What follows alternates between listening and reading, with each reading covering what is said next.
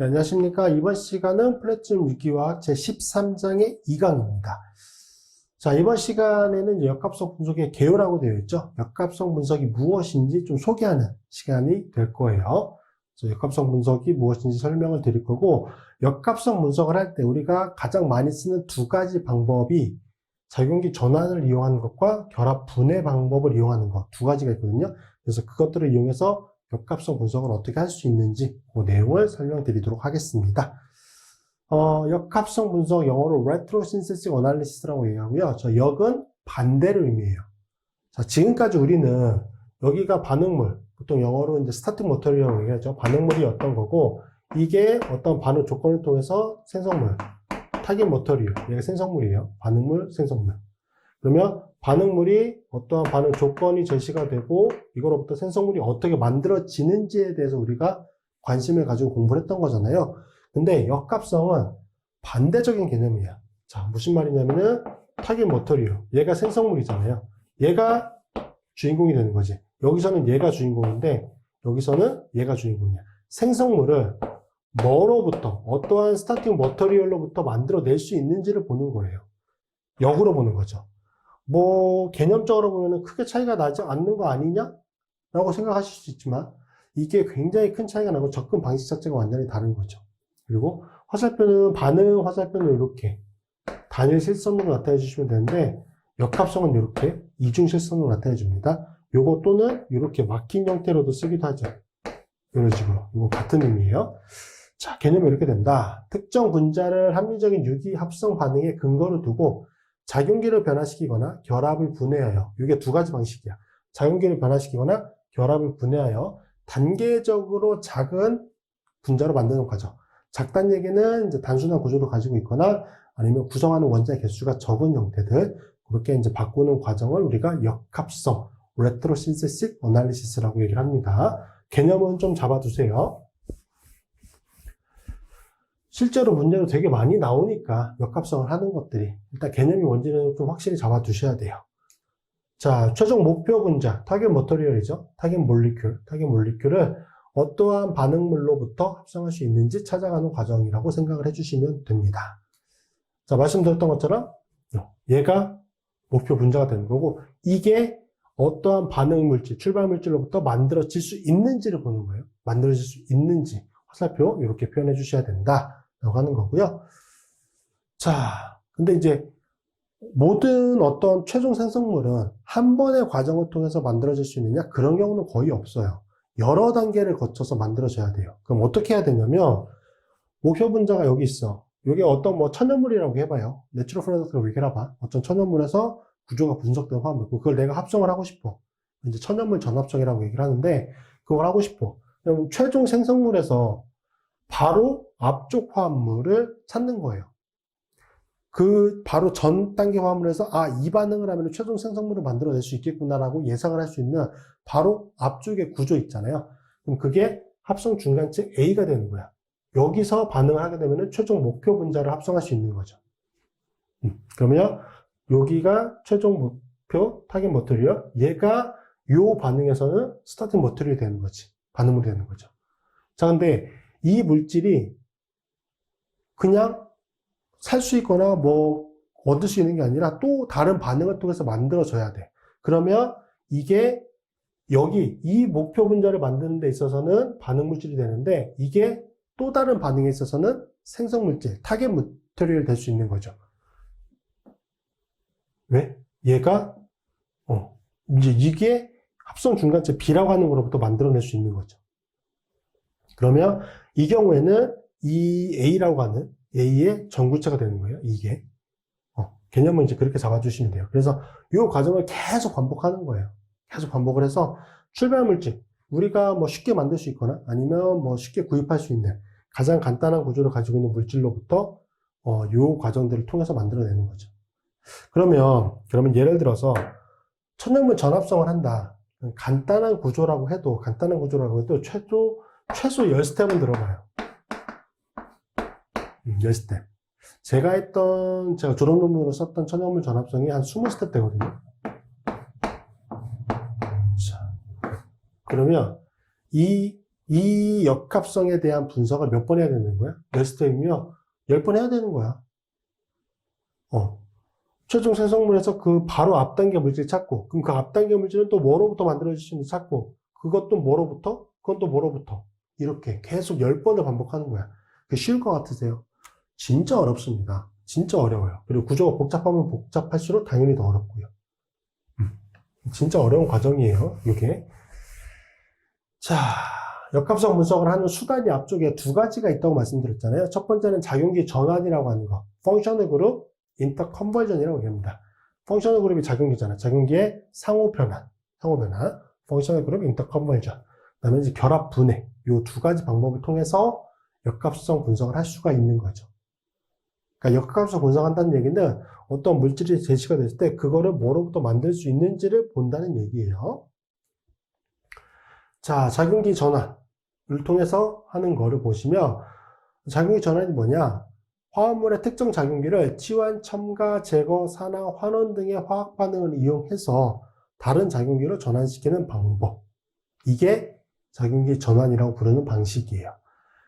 목표 분자, 타겟 몰리큘을 다양한 방법으로 합성할 수 있게 만드는 수단과 방법이 되는 거죠. 자, 예로 든 게 이 화합물인데 이게 원페닐 에탄올이라고 하는 화합물이에요. 자, 그러면 뭐 벤젠고리 쪽은 사실 뭐로부터 도입을 할 수 없으니까 얘는 그냥 끌고 온다라고 생각하시면 돼. 그 앞에서부터 계속 끌고 온다고 생각하시면 되고, 우리가 여기서 중점적으로 볼 작용기는 여기 알코올이죠. 2차 알코올. 알코올이라고 하는 게 뭐로부터 만들어졌죠? 그러니까 이게 돼야 되는 거야. 알코올이 어떠한 반응 물질로부터 어떠한 반응을 통해서 만들어졌죠? 어떠한 작용기 변환을 통해서 이게 돼야 되는 거야. 이게 역합성의 가장 핵심 부분이에요. 자, 그러면 알코올. 우리가 알코올을 뭐로부터 만들어낼 수 있을지를 보면은 첫 번째 할로젠 알킬로부터 만들 수 있었나요? 만들 수 있었지. 그렇죠? 만들 수 있었어요. 치환 반응을 통해서 만들어낼 수 있었어. 근데 여기가 이제 2차 알코올이라는 게 좀 문제가 되는 거죠. 2차 알코올의 경우에는 2차 할로젠 알킬로부터 반응을 시켜야 되는데 OH기를 직접 도입하기 위해서는 하이드록사이드를 처리해야 돼. 근데 2차 할로젠 알킬을 하이드록사이드를 처리하면은 제거 반응이 좀 더 우수하게 진행이 되니까 OH기로 바꾸기가 좀 쉽지 않을 수도 있을 것 같아요. 자, 그런 경우에는 여기서 어떤 친액체를 사용하는지를 조금 조절을 해야겠죠. 그다음에 알켄으로부터 만들어낼 수 있죠. 알켄으로부터 H와 OH기가 도입이 되면 어차피 수소는 의미가 없는 원자고 OH기가 도입이 되는 거니까 수화 반응을 통해서 만들어낼 수 있구나. 그럼 알켄의 수화 반응에서 여기 부분과 여기 부분 차이를 좀 봐야겠죠. 그럼 여기는 치환이 더 많이 되는 탄소로 OH가 결합되어 있고, 만약에 여기에 수소 원자가 붙었다라고 보면은 치환이 덜 되어 있는 탄소 쪽으로 수소 원자가 붙었고, 치환이 더 많이 되어 있는 탄소 쪽으로 OH가 붙었네.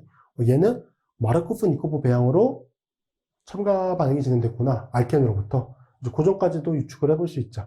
그 다음에 이제 이거는 우리가 아직 배운 방법은 아니지만 알코올 배울 때 제가 설명을 드렸죠. 2차 알코올은 케톤을 환원시키면 얻을 수 있다. 케톤을 환원시키면 얻을 수 있다. 그러니까 지금 작용기라고 하는 게 케톤이라고 하는 작용기로부터 변한, 할로젠 알킬로부터의 변한, 그 다음에 알켄으로부터의 변한. 이렇게 세 가지가 있는 거잖아요. 그렇죠?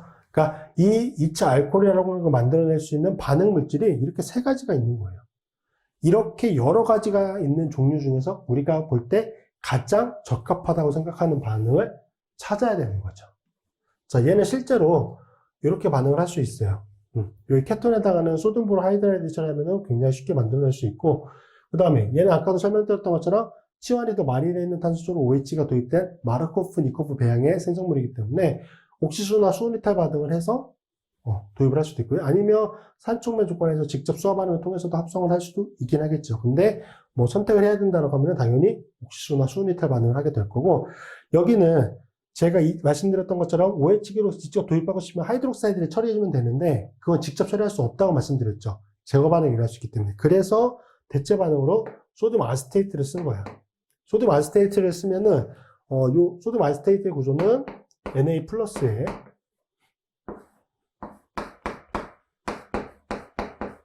요거거든요. 그래서 얘가 친액체로 쓰이는 물질인 거죠. 얘를 OAC, 아세테이트라고 부르니까 마이너스 차지를 가지고 있는.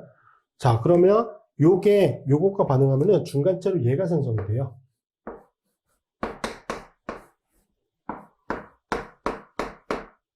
요게 생성이 돼요.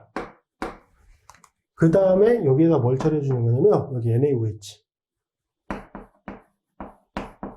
그러면 뭐가 되는 거냐면 여기가 에스터거든. 여기가 에스터거든요. 에스터라고 하는 작용 형태거든요. 에스터에 뭐야? 하이드롤라이시스, 가수분해 반응이 일어나서 여기 OH기가 생성이 되죠. 그래서 이렇게 대체 반응을 써야 된다라고 하는 점까지. 그래서 이게 실제 작용기 전환을 통해서 역합성을 하는 가장 간단한 예예요. 한 단계만 반응해도 이렇게 여러 가지 가능성이 있잖아요. 10단계 반응을 해봐요.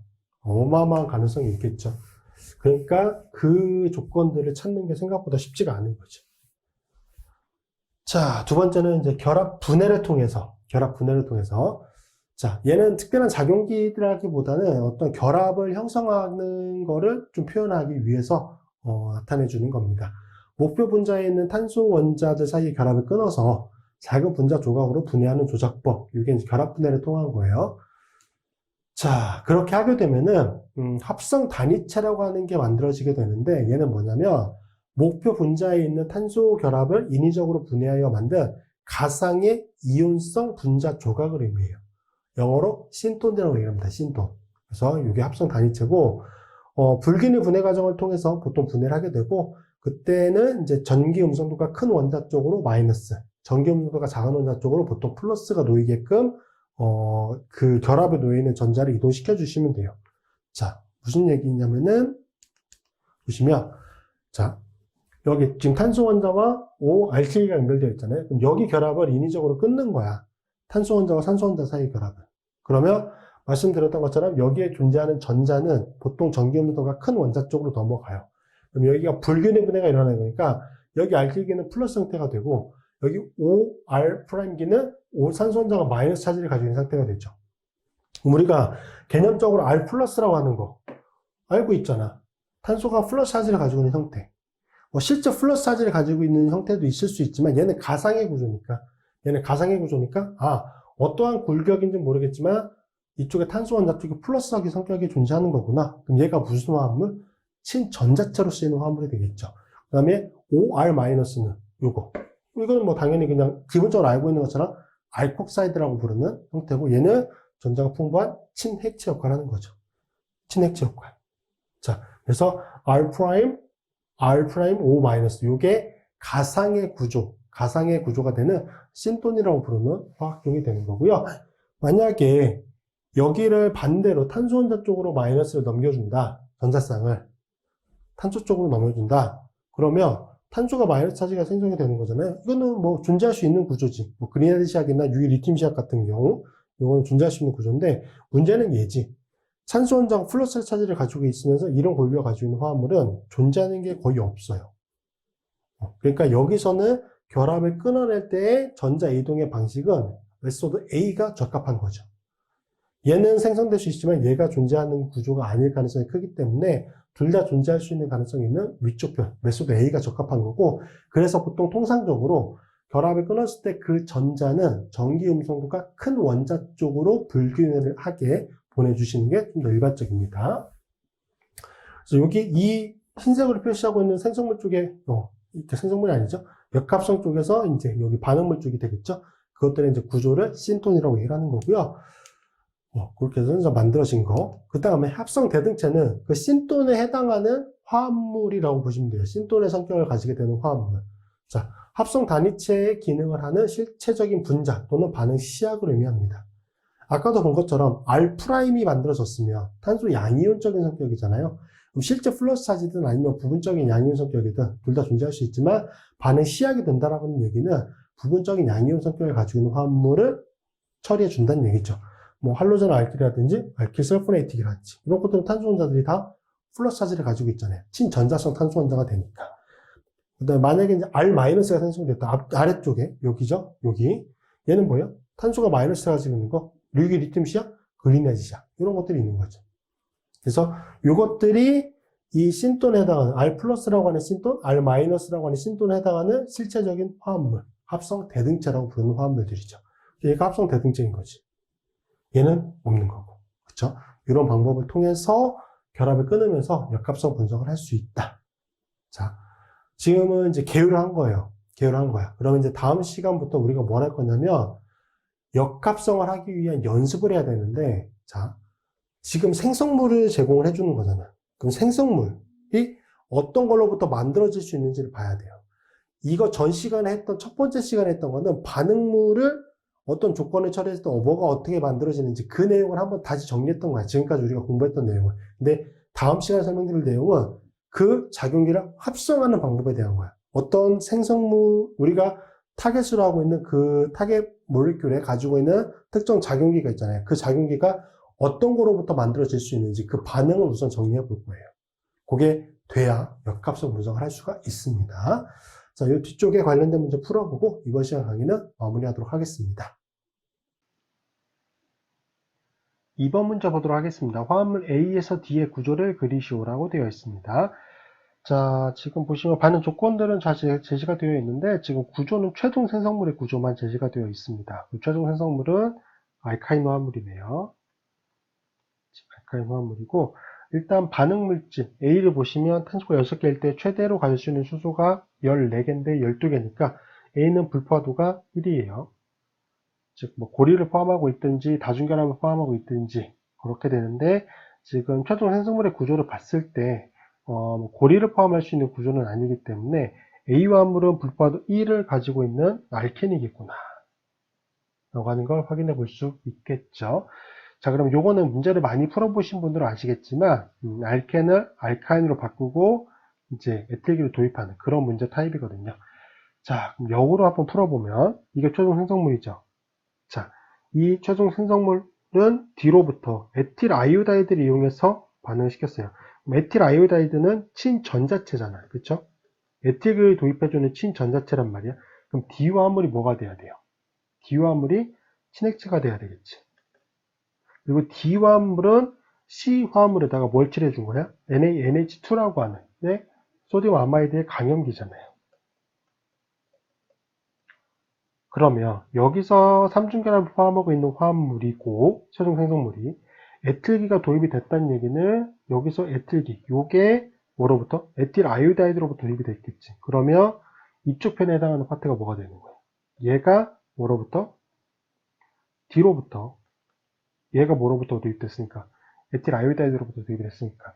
그럼 D의 구조는 친액성 성격을 가지고 있으면서 NaNH2에서 산염기 반응이 일어나. 그래서 D는 뭐가 되는 거야? 아스틸라이드가 되는 거예요. 그래서 D의 구조는 여기 탄소가 전자성이 가지고 마이너스 형태. 얘가 D입니다. 아스틸라이드 형태가 되겠죠.